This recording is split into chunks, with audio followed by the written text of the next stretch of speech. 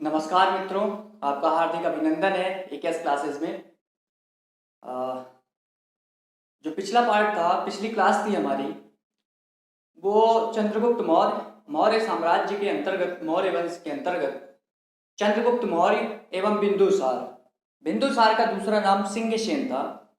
तो इस प्रकार हमने चंद्रगुप्त मौर्य एवं बिंदुसार की समस्त जानकारी ग्रहण की। तदुपरांत आज हमें सम्राट अशोक के बारे में विस्तृत अध्ययन करने का मौका मिलेगा। ये हमारे लिए और आपके लिए अत्यंत लाभदायक है, सम्राट अशोक वाला चैप्टर। कारण यह है कि संभवतः जो मौर्य वंश से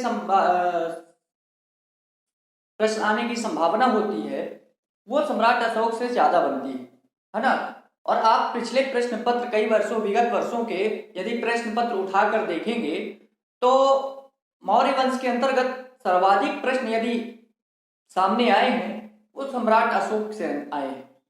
ठीक है,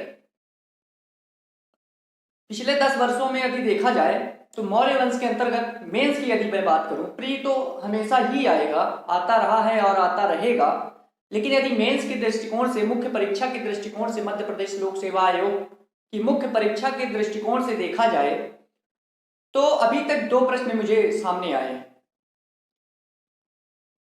पिछले 10 वर्षों के अंतराल में,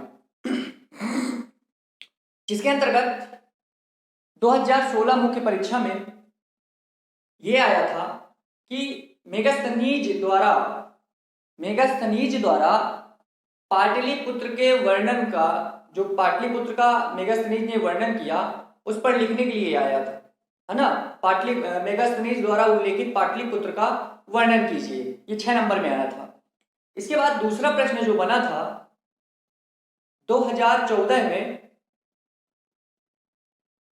वो सम्राट अशोक के धम्म से रिलेटेड था। अर्थात सम्राट अशोक ने धम्म के प्रचार, अपने धम्म के प्रचार प्रसार के लिए क्या उपाय किए, ऐसा प्रश्न 15 नंबर में आया था 300 शब्द में लिखने के लिए 2014 में। तो ये महत्वपूर्ण चैप्टर है, इसका अध्ययन हम अशोक को पढ़ने से पहले सम्राट अशोक की थोड़ी बहुत जानकारी ले लेते हैं। जैसा कि सम्राट अशोक का मौर्य वंश के अंतर्गत मगध में 273 ईसा पूर्व से 232 ईसा पूर्व तक शासन था। ठीक है, सम्राट अशोक के पिता का नाम बिंदुसार था, माता का नाम सुभद्रांगी था। ठीक है, माता का नाम सुभद्रांगी था। सम्राट अशोक की पत्नियों की बात की जाए, देखिए सम्राट अशोक की जो पत्नियां थी, एक तो नाम आया कारुबाकी। कारुबाकी जो पत्नी थी सम्राट अशोक की, इसका उल्लेख कहाँ हुआ, वो था प्रयाग स्तंभ लेख में। ठीक है, सम्राट अशोक के स्तंभ लेखों के अंतर्गत प्रयाग स्तंभ लेख में उसकी पत्नी कारुबाकी का उल्लेख आया, एवं पुत्र, उसी प्रयाग स्तंभ में एक पुत्र का उल्लेख है जिसका नाम है तीवर। तो कारुबाकी और तीवर, कारुबाकी पत्नी, पुत्र तीवर, इन दोनों का उल्लेख सम्राट अशोक के प्रयाग स्तंभ में मिलता है। ठीक है, किंतु एक और देवी का नाम, एक और पत्नी का नाम आया सम्राट अशोक के, देवी। सम्राट अशोक जब मगध, देखिए जब बिंदुसार शासन में होता है, बिंदुसार का शासन होता है, तब सम्राट अशोक अवंती का राज्यपाल होता है। ठीक है, वायसराय कह दें, राज्यपाल या उपराजा, तो अवंती का राज्यपाल होता है। जब उसके पिता अर्थात बिंदुसार का स्वास्थ्य खराब होता है, तदुपरांत सम्राट अशोक अवंती से कहां जाता है, मगध की ओर जाता है, किंतु रास्ते में विदिशा पड़ता है। कुछ समय उसने विदिशा में बिताए, वहीं पर विदिशा में एक श्रेष्ठ व्यापारी की पुत्री जिसका नाम था देवी, तो देवी से विवाह करता है। सम्राट अशोक की दूसरी पत्नी कौन हुई, देवी। इसी पत्नी से उसके एक पुत्र और एक पुत्री उत्पन्न हुई है। कौन से? पुत्र हुआ महेंद्र एवं पुत्री हुई संघमित्रा। याद रखिएगा, इन दोनों का जन्म विदिशा की श्रेष्ठ व्यापारी की पुत्री देवी से हुआ। ठीक है, देवी सम्राट अशोक की पत्नी थी और इन्हीं से महेंद्र और पुत्री संघमित्रा का जन्म होता है। किंतु कहीं कहीं एक और पुत्री का नाम आता है सम्राट अशोक की, जिसका नाम था चारुमती। क्या? चारुमती। ठीक है, सम्राट अशोक के कुछ और अन्य नाम भी हैं। जैसे पुराणों में सम्राट अशोक को अशोकवर्धन कहा गया है। क्या कहा गया है? अशोकवर्धन। ठीक है। एवं सम्राट अशोक के अभिलेखों में सम्राट अशोक के 2-3 नाम मिले, जैसे देवानाम प्रिय, या कहें देवानाम प्रियदर्शी, या कहें केवल प्रियदर्शी। ठीक है। तो ये सम्राट अशोक के उसके अभिलेखों में नाम आया है। अब सम्राट अशोक का जो सर्वप्रथम नाम सामने आया किस अभिलेख से पता चला? वो था मास्की अभिलेख से। ठीक है। मास्की अभिलेख से अशोक का सर्वप्रथम नाम पता चला, जिसमें देवानाम प्रियदर्शी उल्लेखित था। मास्की अभिलेख कहाँ है? कर्नाटक में। दूसरा, गुर्जरा अभिलेख में भी सम्राट अशोक का नाम आता है, लेकिन सबसे पहले खोजा गया नाम मास्की अभिलेख में था। उसके बाद और आए, लेकिन मास्की और गुर्जरा में अभिलेख में ज्यादा मिले। गुर्जरा अभिलेख कहाँ है? ये मध्य प्रदेश के दतिया में है। मध्य प्रदेश के दतिया में है गुर्जरा अभिलेख। ये हो गए अशोक के नाम। अब बात करते हैं सम्राट अशोक। मैंने बताया कि बिंदुसार का जब शासन होता है तो सम्राट अशोक अवंती का राज्यपाल होता है। ठीक है। किंतु बिंदुसार के बाद जब बिंदुसार का एक और पुत्र था जिसका नाम था सुसीम, तो बिंदुसार सुसीम को राजा बनाना चाहता था। ठीक है। तो जब सम्राट अशोक मगध पहुंचते हैं तो सुसीम से उनका विवाद होता है राजगद्दी को लेकर। इस प्रकार जब बिंदुसार का देहांत होता है उस समय सम्राट अशोक ने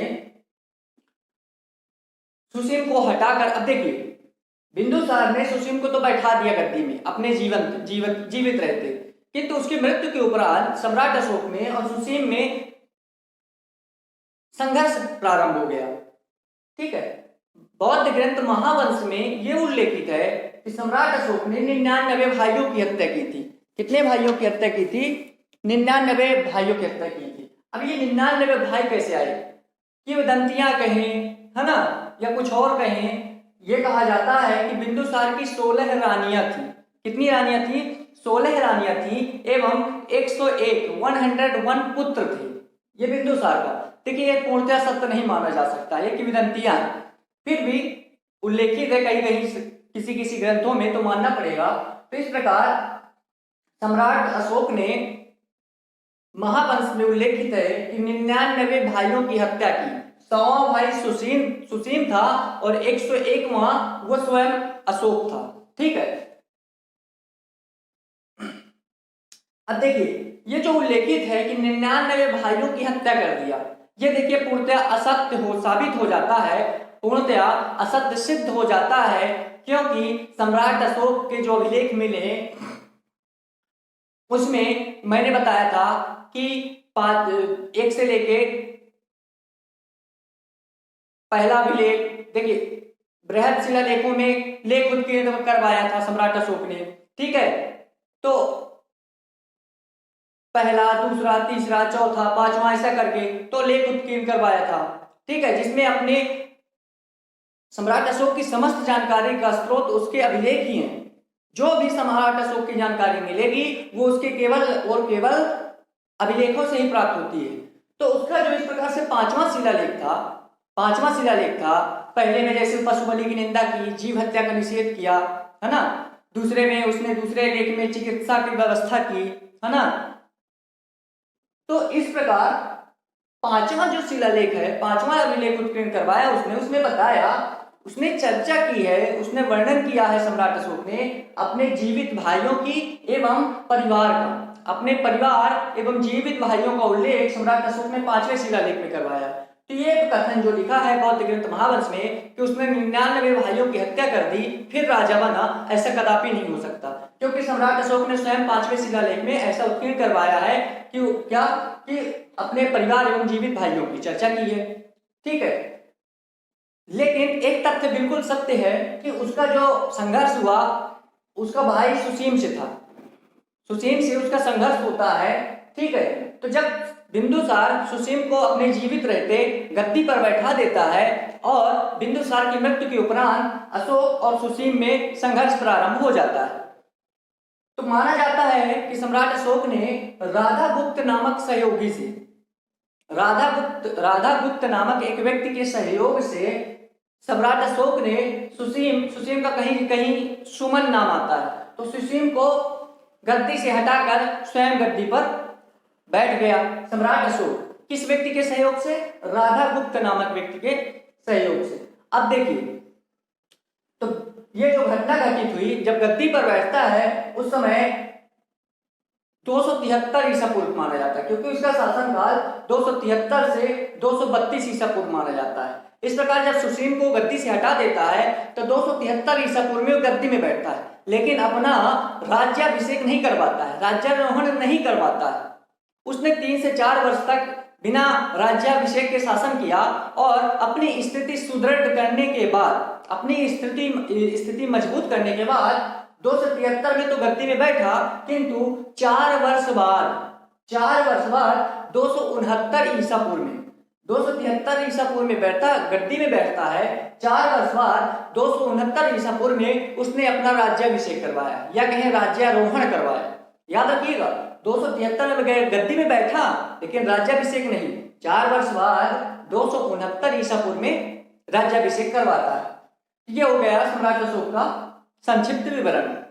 अब उसके विजय अभियान की बात करूं या कहूं सम्राट अशोक के साम्राज्य विस्तार, है ना, इसकी चर्चा करते हैं। तो सबसे पहले सम्राट अशोक ने खस व नेपाल की विजय की। खस ये नाम संदिग्ध है, इसकी प्रामाणिकता नहीं मिलती है, लेकिन नेपाल विजय सम्राट अशोक ने की थी। ठीक है। राजतरंगिणी, कल्हड़ की राजतरंगिणी में ये उल्लेखित है कि सम्राट अशोक ने कश्मीर में श्रीनगर नामक नगर बसाया एवं नेपाल में देवपत्तन नगर बसाया। क्या बसाया? देवपत्तन नामक नगर बसाया। ठीक है। ये हो गए नेपाल विजय और खस विजय। राजतरंगिणी में उल्लेखित है कि सम्राट अशोक ने कश्मीर में श्रीनगर बसाया एवं नेपाल में देवपत्तन नामक नगर बसाया। अब बात करते हैं सम्राट अशोक के कलिंग विजय की। ठीक है। तो कलिंग विजय से पहले हम कलिंग की अवस्थिति के बारे में जान लेते हैं। कलिंग तो जान लीजिए वर्तमान उड़ीसा में था। कलिंग जो था ये वर्तमान उड़ीसा में था, और कलिंग में जब सम्राट अशोक आक्रमण करता है उस समय शासन किसका होता है? नंदराज का। कलिंग पर जो राजा होता है, जब सम्राट अशोक ने आक्रमण किया उस समय जो राजा होता है वो नंदराज होता है। कौन होता है? नंदराज होता है। उसी समय कलिंग की राजधानी कौन होती है? तोसली। तोसली जो होती है ये कलिंग की राजधानी होती है सम्राट अशोक के आक्रमण के समय। अच्छा, सम्राट अशोक के जो कलिंग आक्रमण का साक्ष्य है, सम्राट अशोक ने कलिंग पर आक्रमण किया, इसका साक्ष्य कहाँ मिला? समस्त जानकारी उसके अभिलेख से। जो 13वां अभिलेख है उसमें यह उल्लेखित है कि सम्राट अशोक ने अपने शासन के 8वें वर्ष कलिंग पर आक्रमण किया था। अशोक के 13वें अभिलेख में उत्कीर्ण है कि सम्राट अशोक ने अपने शासन काल के 8वें वर्ष कलिंग पर आक्रमण किया था। उस समय नंदराज का शासन था कलिंग पर। कलिंग की राजधानी तोसली थी। ठीक है। कब आक्रमण करता है? डेट याद रखिएगा हमेशा, 261 ईसा पूर्व में कलिंग पर सम्राट अशोक ने आक्रमण किया। ठीक है। अच्छा, कलिंग पर आक्रमण करने का सम्राट अशोक का कारण क्या था? ठीक है, तो उसके अंतर्गत जान लेते हैं। पहली चीज, सम्राट अशोक के मन मस्तिष्क में साम्राज्य विस्तार की नीति थी। सम्राट अशोक अपने साम्राज्य की जो सीमा थी उसमें विस्तार करना चाहता था, अपने साम्राज्य का विस्तार करना चाहता था। दूसरी चीज, कलिंग जो था उड़ीसा में था, है ना, बंगाल की खाड़ी के तट पर था। तो कलिंग जो पर आक्रमण करके कलिंग को जीत कर सम्राट अशोक बंदरगाहों पर अपना एक छत्र राज करना चाहता था, अर्थात बंदरगाहों पर एकाधिकार प्राप्त करना चाहता था सम्राट अशोक, जिससे उसे विदेशी व्यापार वाणिज्य करने में सहयोग मिल सके। ठीक है। दूसरा, कलिंग जो राज्य था ये हाथियों के लिए, गज अर्थात हाथियों के लिए प्रसिद्ध था। तो गज सेना के उत्थान के लिए सम्राट अशोक का आक्रमण करना अनिवार्य हो गया था कलिंग पर। ठीक है। पहला तो साम्राज्यवादी जो नीति थी उसकी विस्तार की।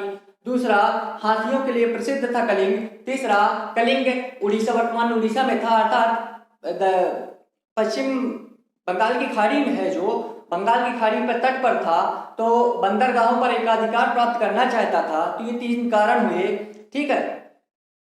और चौथा कारण, मूल कारण ये माना जाता है कि सम्राट अशोक दक्षिण में आक्रमण करना चाहता था, दक्षिण के राज्यों पर आक्रमण करना चाहता था। अब देखिए, बिहार में स्थित था मगध वंश अर्थात मौर्य वंश। बिहार से उसे आना पड़ता कहाँ, दक्षिण की साइड।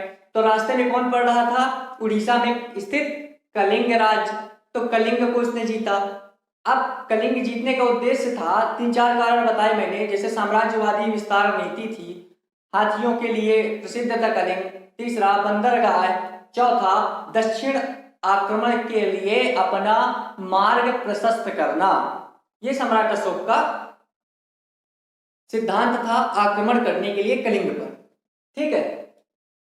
परिणाम क्या हुआ कलिंग आक्रमण का, सम्राट अशोक जीत गए, सम्राट अशोक विजय हो गए, विजित हो गए।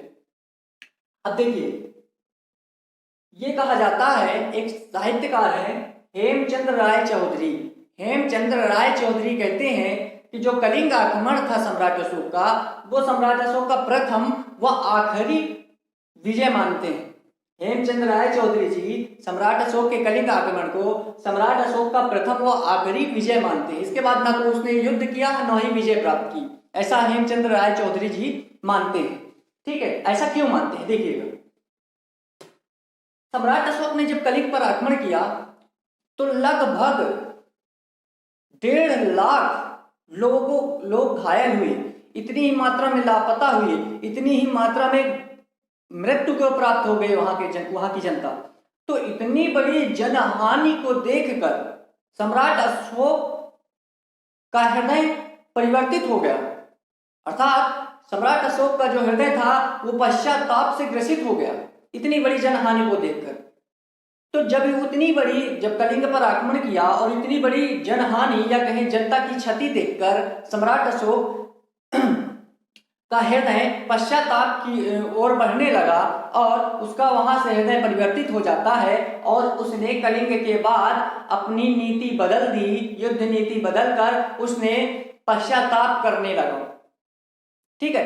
अर्थात ना तो उसके बाद कलिंग के बाद उसने कहीं पर आक्रमण किया और न ही कहीं पर विजय की, ऐसा हेमचंद्र राय चौधरी जी मानते हैं, ठीक है। इसीलिए उन्होंने प्रथम और आखिरी विजय माना, ठीक है। अब जानते हैं, हाँ, एक चीज और मित्रों, वो ये है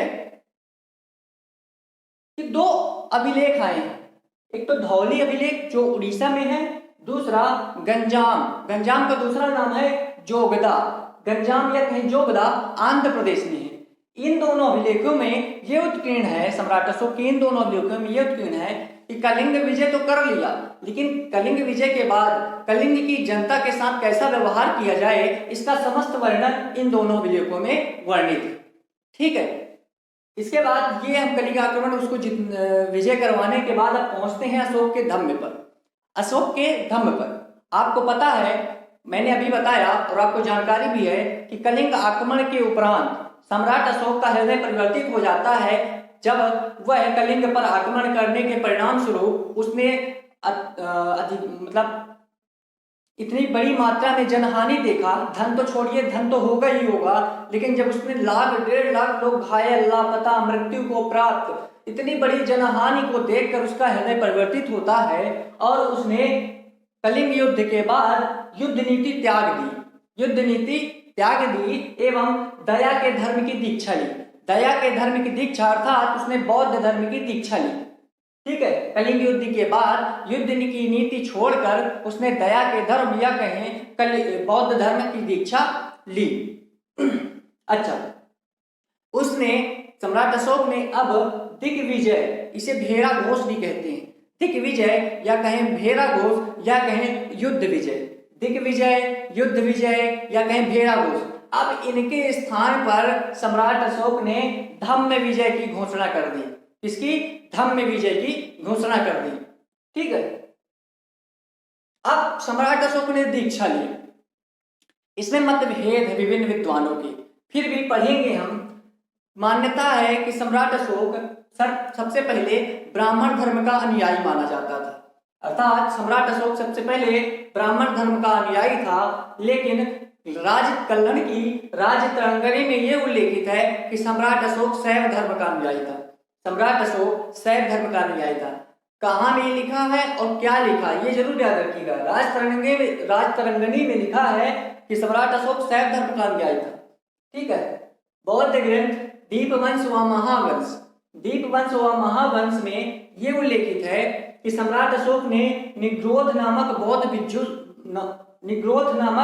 बौद्ध भिक्षु से बौद्ध धर्म मत में दीक्षा ली।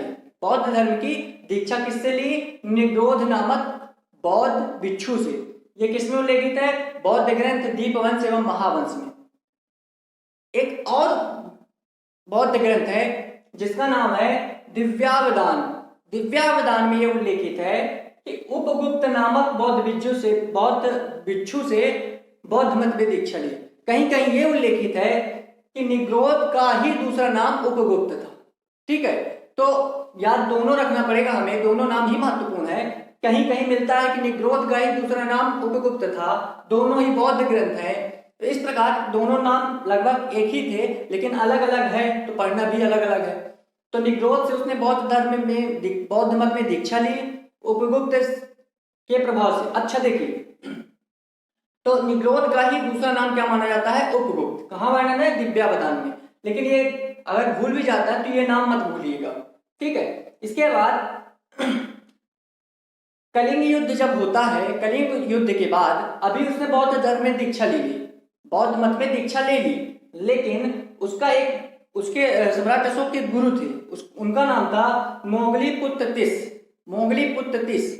ये वही मोगलीपुत्र हैं जब सम्राट अशोक के समय तृतीय बौद्ध संगीति का आयोजन होता है, जिसके अध्यक्ष मोगलीपुत्र तिस होते हैं। ठीक है, मोगलीपुत्र तिस होते हैं। ठीक है, इन्होंने यह अभिधम्म पिटक की रचना की थी।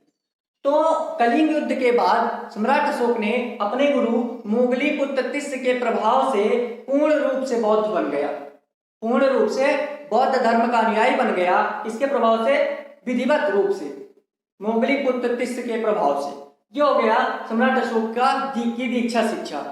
ठीक है, अब हम पढ़ेंगे सम्राट अशोक का धम्म। सम्राट अशोक का धम्म या कहें सम्राट अशोक का धम्म का प्रचार प्रसार जो मुख्य परीक्षा 2014 में प्रश्न बना था 15 नंबर का, या कहें सम्राट अशोक के धम्म के सिद्धांत, सब एक साथ पढ़ेंगे। ये लंबसम एक ही है ना, तो अलग अलग पढ़ने की आवश्यकता नहीं है। इस प्रकार हमें इन सब का, उसके सिद्धांत कहें या उसके धर्म के प्रचार प्रसार की उसने क्या व्यवस्था की, क्या उपाय किए, इसका विस्तृत अध्ययन करेंगे। मित्रों, जब मैं इसको पढ़ाऊंगा तो बोर मत होइएगा, क्योंकि सभी तथ्य महत्वपूर्ण होंगे। अभी इसकी सम्राट अशोक की धम्म यात्राएं बतानी शेष है। तो जब मैं प्रचार प्रसार बताऊंगा, सिद्धांत बताऊंगा, उसी के अंतर्गत आएगा सम्राट अशोक की धम्म व्यवस्था क्या थी, धम्म के प्रचार प्रसार के लिए वो यात्रा की करता है, कहाँ कहाँ गया, किसे किसे भेजा, अपने पुत्र राहुल और संघमित्रा को उसने कहाँ भेजा, ये जानना भी अत्यंत आवश्यक है। अब हमने जाना सम्राट अशोक का थोड़ा सा सामान्य जीवन परिचय, उसके बाद उसके विजय अभियान, कलिंग अभियान, उसके बाद हमने सम्राट अशोक का धम्म जाना। अब जहां से प्रश्न ज्यादा बनते हैं, सम्राट अशोक का धम्म था क्या? हम कहते हैं सम्राट अशोक का धम्म क्या है, धम्म क्या है, सम्राट अशोक का धम्म की परिभाषा क्या है। दूसरी चीज, सम्राट अशोक के धम्म के प्रचार प्रसार की विशेषताएं क्या थी, व्यवस्था क्या थी, है ना, सिद्धांत क्या थे उसके धम्म के, है ना।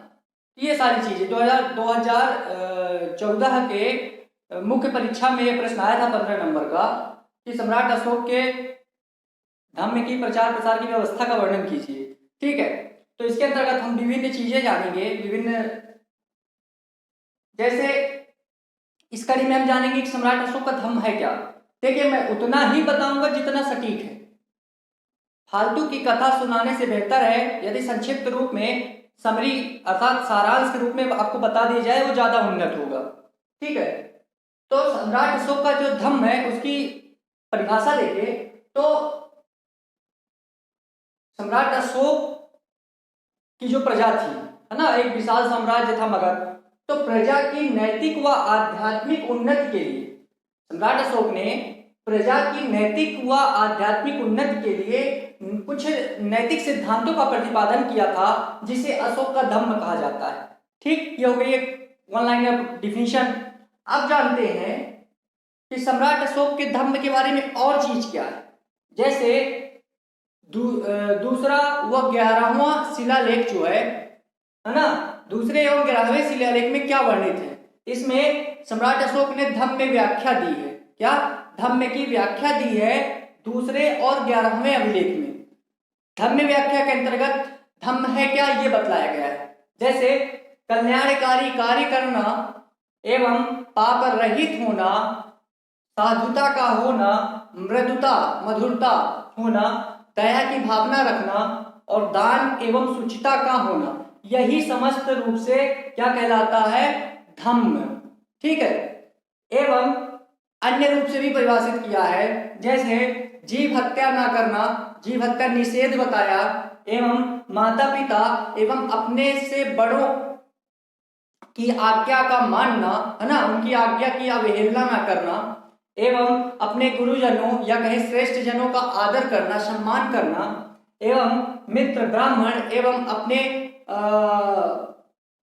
परिवार के प्रति दानशीलता, है ना, या रिश्तेदारों के प्रति दानशीलता का भाव रखना, है ना, एवं दासों एवं भृत्यों के प्रति उचित व्यवहार करना, यही समस्त रूप से क्या कहलाता है, धम्म। तो ये दूसरे और 11वें शिलालेख में अशोक ने वर्णित करवाया धम्म की व्याख्या। धम्म है क्या, हमने जाना धम्म क्या है।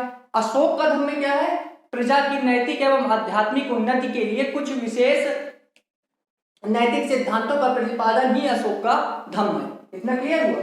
अच्छा, एक अभिलेख है भाब्रू या कहें बैराट स्तंभ लेख। भाब्रू व बैराट स्तंभ लेख, हाँ, ये मित्रों भाब्रू और बैराट स्तंभ लेख है कहाँ, राजस्थान में। पहली चीज राजस्थान में है भाब्रू या कहते हैं इसी को बैराट स्तंभ लेख। इसमें क्या वर्णित है, इसमें अशोक की बौद्ध धर्मावलंबी होने की प्रामाणिकता मिलती है। अर्थात इससे यह प्रमाणित होता है कि सम्राट अशोक बौद्ध धर्म का अनुयायी था।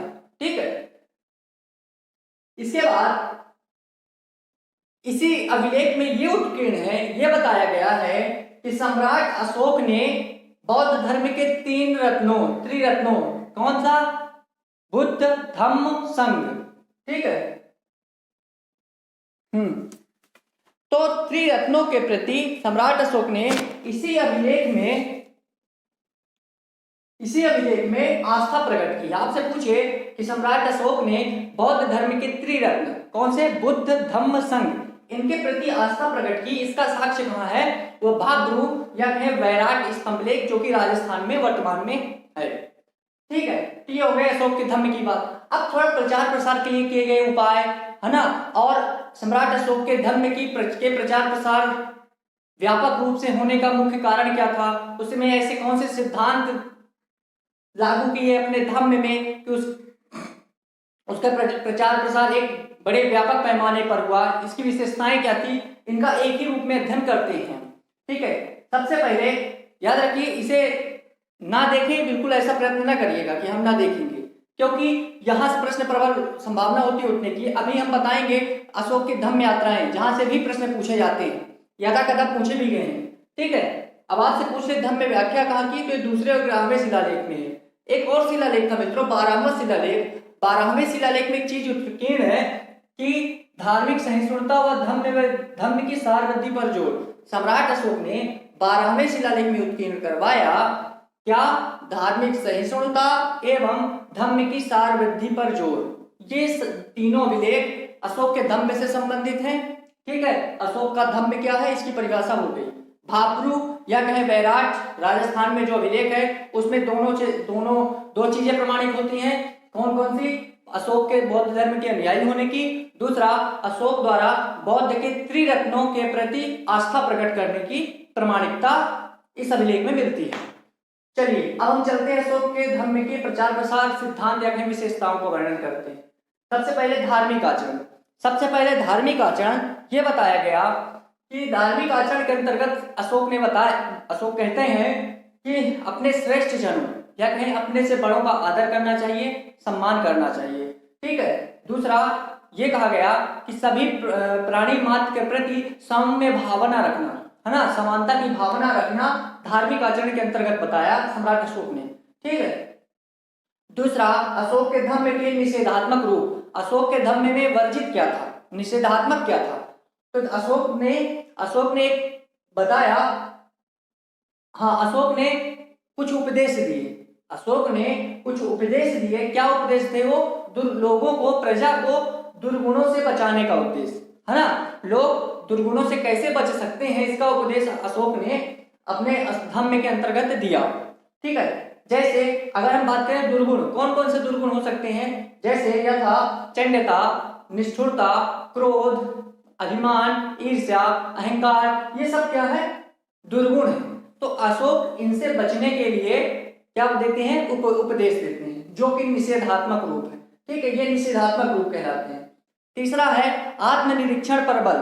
आत्मनिरीक्षण पर बल।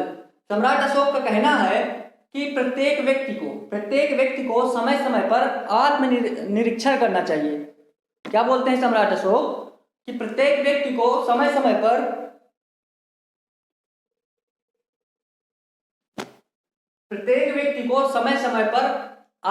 स्वयं का आत्मनिरीक्षण करना चाहिए एवं मूल्यांकन करना चाहिए। अर्थात अपने जो भी उनके द्वारा, स्वयं के द्वारा किए गए अच्छे कार्य हैं एवं स्वयं के द्वारा किए गए बुरे कार्य हैं, इन सभी का मूल्यांकन करना ही अशोक का एक उपदेश था। अर्थात आत्मनिरीक्षण पर बल देने का जो मुख्य कारण था वो अच्छे बुरे कार्यों का मूल्यांकन करना ही था, कि हमने कितने कार्य अच्छे किए, कितने कार्य बुरे किए। तो ये था आत्मनिरीक्षण पर बल। ठीक है, सम्राट अशोक ने अपने धम्म के अंतर्गत दिया। फिर धम्म मंगल। धम्म मंगल क्या है मित्रों? सम्राट अशोक ने इसके अंतर्गत झूठे रीति रिवाजों, कर्मकांडों का खंडन किया। सम्राट अशोक ने धम्म मंगल के अंतर्गत झूठे रीति रिवाजों, है ना, एवं कर्मकांडों का खंडन किया एवं धम्म मंगल पर जोर दिया। धम्म मंगल पर जोर दिया। ठीक है। अब यदि पूछे आपसे कि धम्म मंगल है क्या, तो धम्म मंगल जैसे सत्य बोलना, श्रेष्ठों का सम्मान करना एवं दान देना ही धम्म मंगल है।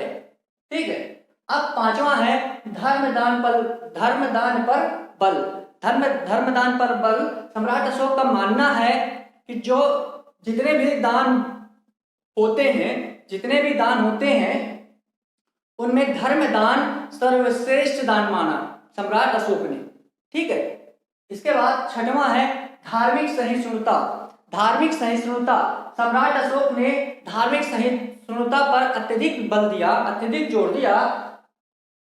सम्राट अशोक के अनुसार सभी धर्मों का, चाहे कोई भी धर्म हो, सभी धर्मों का सम्मान करना चाहिए, उनकी निंदा नहीं करनी चाहिए। यही है धार्मिक सहिष्णुता सम्राट अशोक की। ठीक है। इसके बाद सातवां अहिंसा है। अहिंसा पर भी सम्राट अशोक ने अत्यधिक बल दिया। ठीक है। इसमें यह कहा कि प्राणी मात्र के प्रति दया रखनी चाहिए, प्राणी मात्र के प्रति परोपकार की भावना रखनी चाहिए, है ना। उनसे हिंसात्मक प्रवृत्ति नहीं करना चाहिए, उनसे झूठ नहीं बोलना चाहिए, सदाचार की भावना रखना चाहिए। यही है अहिंसा। ठीक है, सम्राट अशोक के धम्म के अंतर्गत। इसके बाद धम्म विजय क्या है? सम्राट अशोक के सिद्धांत कहें, विशेषताएं कहें, तो धम्म विजय के अंतर्गत सम्राट अशोक कहते हैं, अच्छा, धम्म विजय सामने कैसे आए? कलिंग युद्ध जब होता है मित्रों, कलिंग युद्ध के हृदय विदारक घटना के उपरांत, या कहें कलिंग युद्ध के बड़ी मात्रा में जनहानि देखने के उपरांत जब सम्राट अशोक का हृदय परिवर्तन होता है, उस कड़ी में सम्राट अशोक ने भेरा घोष की जगह, या कहें दिग्विजय की जगह, या कहें युद्ध विजय की जगह, उन्होंने धम्म विजय पर आचरण करना प्रारंभ कर दिया। अर्थात धम्म विजय पर जोर देना प्रारंभ कर दिया। अब सम्राट अशोक के अनुसार धम्म विजय है क्या? धम्म विजय प्राप्त कैसे की जाती है? यदि युद्ध विजय होती तो ठीक है, आप लड़कर संघर्ष कर प्राप्त कर लेंगे युद्ध विजय या कहें दिग्विजय, लेकिन धम्म विजय कैसे प्राप्त की जा सकती है? ये तो धार्मिक विजय है। ये जो है सम्राट अशोक का मानना है कि दया, परोपकार एवं त्याग से ही प्राप्त की जा सकती है। अर्थात धम्म विजय परोपकार, त्याग एवं सेवा या कहें दया, इन सभी से धम्म विजय की प्राप्ति संभव है। इसके बाद सार्वभौमिकता, 9वां नंबर है अशोक के धम्म के सिद्धांतों के अंतर्गत या धम्म विशेषताओं के अंतर्गत सार्वभौमिकता। सार्वभौमिकता मित्रों, जो अशोक का धम्म था वो सार्वभौम था। सम्राट अशोक का जो धम्म था वो सार्वभौम था, अर्थात सम्राट अशोक के धम्म में सांप्रदायिकता नहीं थी। सम्राट अशोक के धम्म में सांप्रदायिकता नहीं थी एवं अन्य संकीर्ण विचारों को भी स्थान नहीं दिया गया। सम्राट अशोक के धम्म जो था वो सार्वभौम था। सम्राट अशोक के धम्म में सांप्रदायिकता एवं अन्य संकीर्ण विचारों को स्थान नहीं दिया गया था। यही है सार्वभौमिकता। ठीक है, सम्राट अशोक अपने धम्म के अंतर्गत संपूर्ण विश्व को एक वसुधैव कुटुंबकम, ये कहें संपूर्ण विश्व को एक कुटुंब मानते थे। संपूर्ण विश्व को एक कुटुंब की भांति देखा सम्राट अशोक ने अपने धम्म के अंतर्गत। ठीक है, और वसुधैव कुटुंबकम की नीति का अनुपालन करना प्रारंभ किया था। ये था सम्राट अशोक के धम्म के अंतर्गत सार्वभौमिकता। अब जानते हैं नैतिकता परवल। नैतिकता परवल 10वां नंबर है। सम्राट अशोक का जो धम्म था वो पूर्ण नैतिक धर्म था। सम्राट अशोक का धम्म जो था वो पूर्ण नैतिक धर्म था, शुद्ध नैतिक धर्म था। मित्रों, सम्राट अशोक ने अपने धम्म के अंतर्गत व्यक्ति के शुद्ध आचरण पर देने पर बल दिया। व्यक्ति के शुद्ध आचरण पर बल देने का प्रयत्न किया सम्राट अशोक ने अपने धम्म के अंतर्गत। यही है नैतिकता पर बल। इसके बाद व्यवहारिकता, अर्थात सम्राट अशोक के धम्म की व्यवहारिकता क्या है? देखिए, सम्राट अशोक के अंतर्गत ये कह सकते हैं कि सम्राट अशोक का जो धर्म था वो सैद्धांतिक कल्पना एवं आदर्श मात्र नहीं था। सम्राट अशोक का जो धम्म था वो सैद्धांतिक कल्पना नहीं थी और ना ही केवल आदर्श मात्र था, बल्कि अशोक का धम्म एक व्यवहारिक सत्य था। अशोक का धम्म सैद्धांतिक कल्पना या कहें आदर्श मात्र केवल नहीं था, बल्कि यह है अशोक का धम्म व्यवहारिक सत्य था। ठीक है, जिसे सम्राट अशोक ने स्वयं अपने जीवन में क्रियान्वित किया। सम्राट अशोक ने अपने जीवन में क्रियान्वित किया। ठीक है, इसके बाद हम बात करेंगे सम्राट अशोक के धम्म के अंतर्गत। सम्राट अशोक ने धम्म विभाग की स्थापना की। धम्म विभाग की स्थापना की। याद रखिए, धम्म विभाग का जो प्रमुख होता था वो महामात्र कहलाता था। क्या कहलाता था? महामात्र। ठीक है, आई थिंक कोई दिक्कत तो नहीं जा रही होगी आपको। यदि आपको कुछ समझ में ना आए या मेरे द्वारा कही गई कोई युक्ति भी आपको समझ में ना आए तो आप कमेंट में टिप्पणी करिएगा, उसे मैं बिल्कुल दूर करूंगा। तो अब अशोक के धम्म के अंतर्गत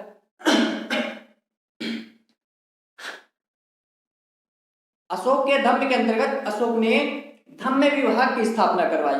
धम्म विभाग का प्रमुख होता था महामात्र। आप भी जानते हैं 5वें शिलालेख में धम्म महामात्रों की नियुक्ति की व्याख्या अशोक ने की है। 5वें शिलालेख में अशोक ने धम्म महामात्रों की नियुक्ति की कल्पना की है। ठीक है, अच्छा, धम्म विभाग की स्थापना का मूल उद्देश्य सम्राट अशोक का था क्या? जो मूल उद्देश्य था इनका वो जनता का भौतिक एवं नैतिक कल्याण करना था। अर्थात जनता के भौतिक सुख एवं नैतिक कल्याण हेतु ही धम्म विभाग की स्थापना की गई, जिसका प्रमुख महामात्र होता था। ठीक है, ये प्रति 5 वर्ष में प्रत्येक प्रांत में निरीक्षण करने जाता था। अच्छा, बौद्ध धर्म को राजधर्म घोषित कर दिया। सम्राट अशोक ने बौद्ध धर्म को राजधर्म घोषित कर दिया। इसका अर्थ होता है, देखिए, जब सम्राट अशोक ने बौद्ध धर्म को राज्य धर्म घोषित कर दिया, इसका परिणाम यह हुआ कि जो मगध की समस्त जनता थी तो उन्होंने भी बौद्ध धर्म ग्रहण करने की प्रेरणा ली।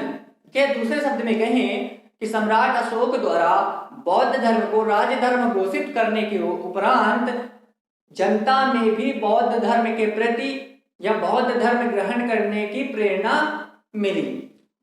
बहुत सारे अधिकारियों ने भी, जो अधिकारी वर्ग था, कर्मचारी वर्ग था मौर्य वंश के अंतर्गत, उन्होंने भी इसे पैतृक धर्म माना और स्वीकार किया, जो लंबे वर्षे तक, आने वाले कई वर्षों तक ये बौद्ध धर्म मौर्य वंश का राजधर्म बना रहा।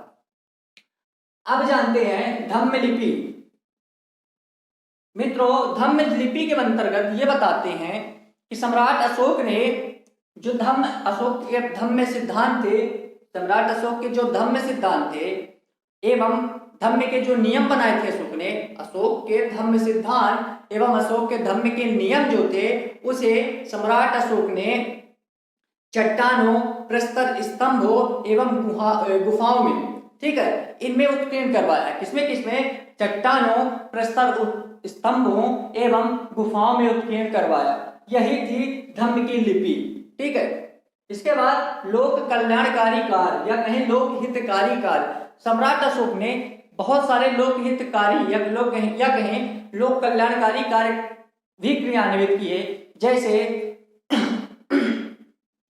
सार्वजनिक पथों का निर्माण करवाया, रास्तों का सार्वजनिक पथों का निर्माण करवाया एवं उनके किनारे छायादार वृक्ष लगवाए, है ना, छायादार वृक्षों का रोपण करवाया एवं बहुत सारे कुएं खुदवाए, ठीक है।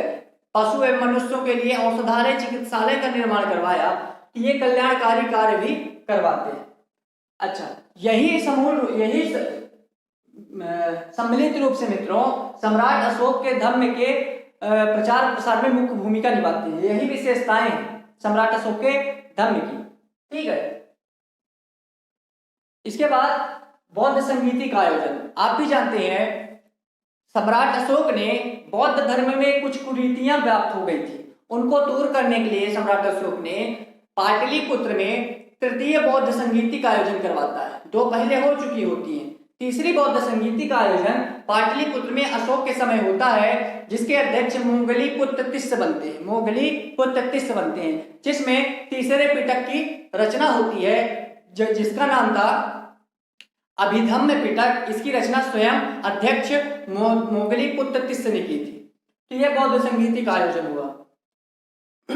अब जानेंगे सम्राट अशोक की धम्म यात्राएं, बहुत महत्वपूर्ण।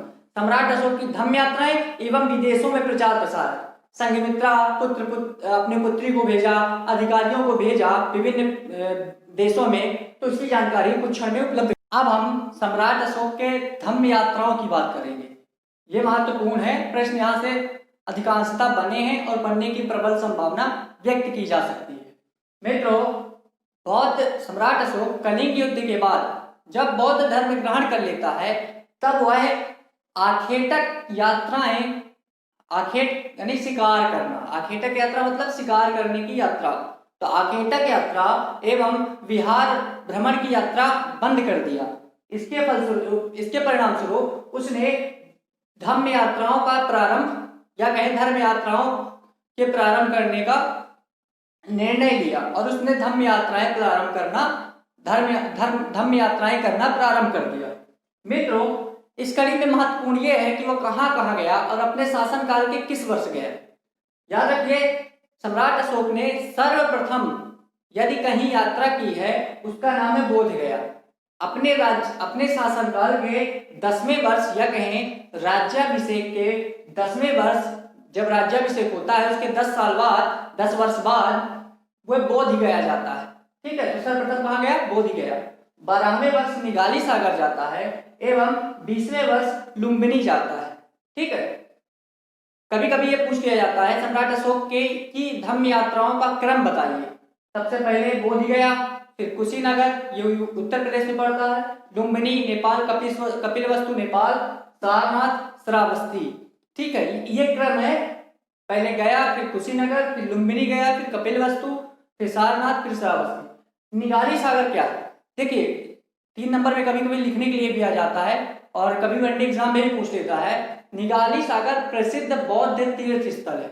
निगाली सागर प्रसिद्ध बौद्ध तीर्थ स्थल है। यहाँ पर सम्राट अशोक अपने शासन के 12वें वर्ष आता है और यहीं पर कनक मुनि के स्तूप का संवर्धन भी सम्राट अशोक करवाता है। कनक मुनि नामक ऋषि थे, उनके स्तूप का संवर्धन सम्राट अशोक निगाली सागर में करवाता है। अच्छा, धम्म यात्राओं के दौरान ही सम्राट अशोक ने त्रिविध आयाम दिए। त्रिविध आयाम क्या थे? सहिष्णुता, उदारता एवं करुणा। ये सम्राट अशोक के त्रिविध आयाम कहे जाते हैं, इसको पढ़ लीजिएगा। जैसे त्रिरत्न थे गौतम बुद्ध के, धम्म, संघ, है ना, बुद्ध, ये त्रिरत्न थे।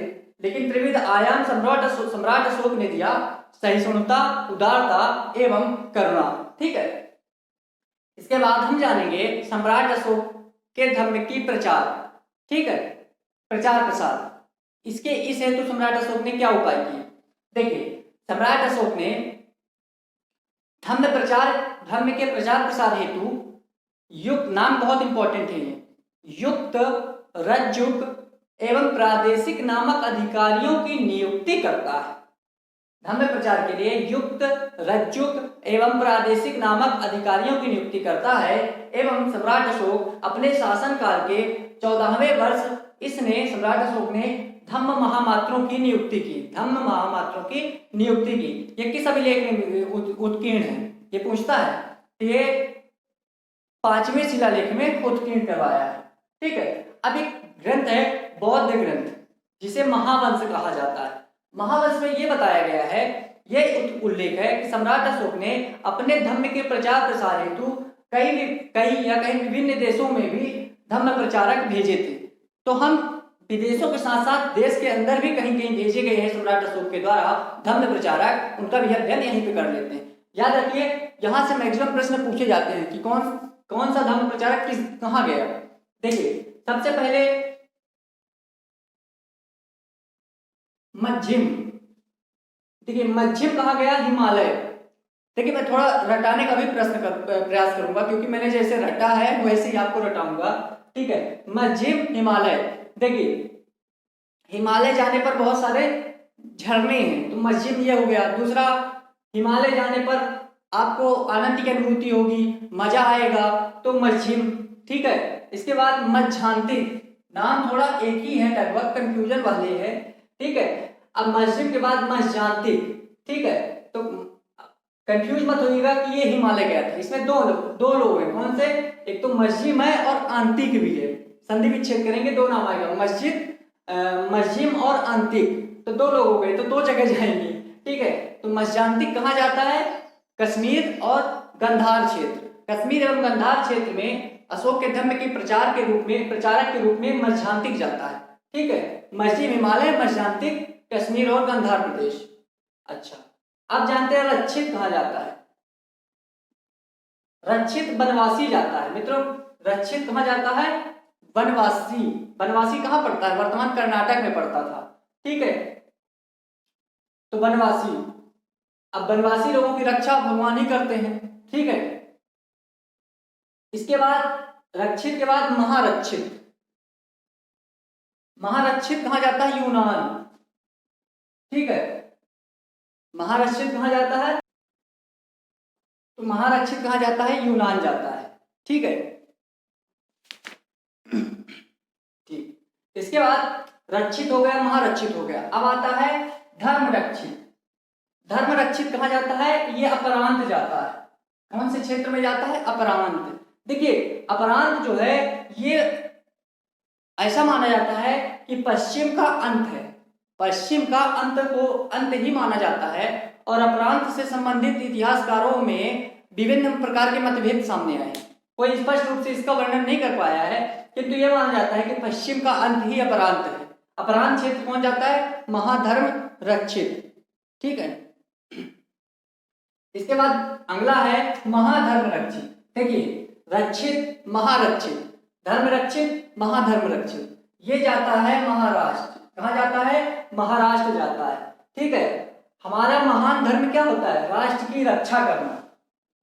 हमारा महान धर्म होता है राष्ट्र की रक्षा करना। ठीक है, महारक्षित, महाधर्म रक्षित का कहा गया महाराष्ट्र, महान धर्म है राष्ट्र की रक्षा।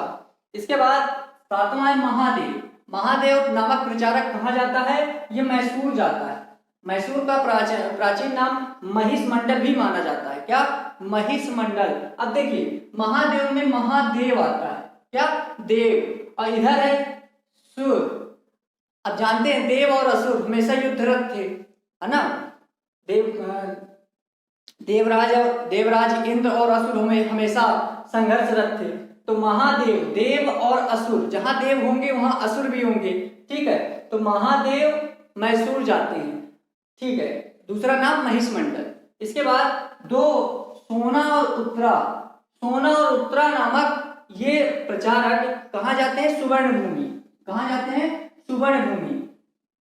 ये दक्षिण भारत की भूमि भी माना जाता है। सुवर्ण भूमि दक्षिण भारत की भूमि भी माना जाता है, या इसमें भी मतभेद है। सुवर्ण भूमि जो है दक्षिण पूर्वी एशिया में विभिन्न क्षेत्रों को सम्मिलित रूप से माना जाता है। दक्षिण पूर्वी एशिया के सम्मिलित रूप से क्षेत्रों को सुवर्ण भूमि माना जाता है, या इसे दक्षिण भारत की भूमि भी कहते हैं। ठीक है, तो सुवर्ण भूमि कौन जाता है? सोना और उत्तरा नामक प्रचारक। इसके बाद सम्राट अशोक स्वयं, सम्राट अशोक स्वयं एवं उनकी पत्नी चारुमती। चारुमती का उल्लेख कहाँ है? प्रयाग स्तंभ लेख में। तो सम्राट अशोक स्वयं एवं पत्नी चारुमती ये दोनों नेपाल जाते हैं। कहाँ जाते हैं? नेपाल जाते हैं। सम्राट अशोक की एक पत्नी थी देवी, जो विदिशा की श्रेष्ठ व्यापारी की पुत्री थी। तो सम्राट अशोक की पत्नी देवी से पुत्र हुए कौन?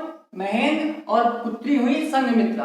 तो सम्राट अशोक के पुत्र महेंद्र एवं पुत्री संघमित्रा कहाँ जाती है? इंपॉर्टेंट है, श्रीलंका। कहाँ जाती है? ये दोनों कहाँ जाते हैं? श्रीलंका। इस प्रकार से हमने सम्राट अशोक का विस्तृत अध्ययन कर लिया। अब कोई दिक्कत हो आपको तो कमेंट बॉक्स पर टिप्पणी करें। कोई भी तथ्य समझ में ना आया हो, या मेरे द्वारा कही गई कोई भी ऐसी युक्ति हो, उस युक्ति में कोई भी संदेह हो आपको, बिल्कुल आप टिप्पणी करें कमेंट बॉक्स पर, मैं उसका उत्तर अवश्य दूंगा। और मेरी संपूर्ण रूप से कोशिश यह है कि समस्त जानकारी आपको एक ही बोर्ड पर एक ही समय में उपलब्ध करवा दूं, ताकि आपको किसी भी अन्य माध्यम की सहारा लेने की आवश्यकता महसूस ना हो। अब हमने मगध साम्राज्य का उत्कर्ष पढ़ा। मगध साम्राज्य के अंतर्गत प्रारंभिक 4 राजवंश पढ़े। वो चाहे पहला था बृहदत्त वंश, दूसरा था हर्या का पितृहंता वंश, तीसरा था शिशुनाग वंश, चौथा था नंद वंश। नंद वंश का अंतिम राजा घनानंद। घनानंद का उन्मूलन किया चंद्रगुप्त मौर्य ने, मौर्य वंश की नींव डाली। मौर्य वंश के अंतर्गत हमने 3 राजाओं का अध्ययन किया। पहला था चंद्रगुप्त मौर्य, दूसरा बिंदुसार या कहीं सिंहसेन, तीसरा सम्राट अशोक। इतने ही पढ़ना। इसके बाद जो आएंगे राजा वो मौर्योत्तर काल कहलाया जाएगा, अर्थात मौर्य काल के बाद जो समय आता है वो मौर्योत्तर काल माना जाता है। देखिए संबंधित मौर्य वंश के ही शासक हैं ये, जो इन्हीं के वंशज, या कहें कि जो आगे आने वाली पीढ़ी है ये उनके वंशज होंगे, कहलाएंगे मौर्य वंश के ही। लेकिन मौर्य काल में यही माना जाता है। इसके बाद का समय मौर्योत्तर काल माना जाता है। उनके भी नाम बताएंगे हम। उसके पूर्व हम मौर्य साम्राज्य की जो राजनैतिक दशा थी, जो आर्थिक दशा थी, है ना, सामाजिक स्थिति क्या थी, इनका अध्ययन अभी करेंगे। कला का स्थान क्या था, साहित्य का स्थान क्या था, इसकी समस्त जानकारी अगले पार्ट पर की जाएगी। थोड़ा सा मैंने बताया था जैसा कि मौर्य साम्राज्य एक विशाल साम्राज्य था, बृहद साम्राज्य था, जिसका अध्ययन एक विस्तृत रूप से करना अत्यंत आवश्यक था, और मैंने करवाया भी। आई होप यहाँ तक क्लियर होगा। तो अगले पार्ट में मिलेंगे आपको प्रशासनिक व्यवस्था, धार्मिक स्थिति, आर्थिक स्थिति, राजनीतिक स्थिति, सब कुछ साथ में लेकर। तब तक के लिए धन्यवाद।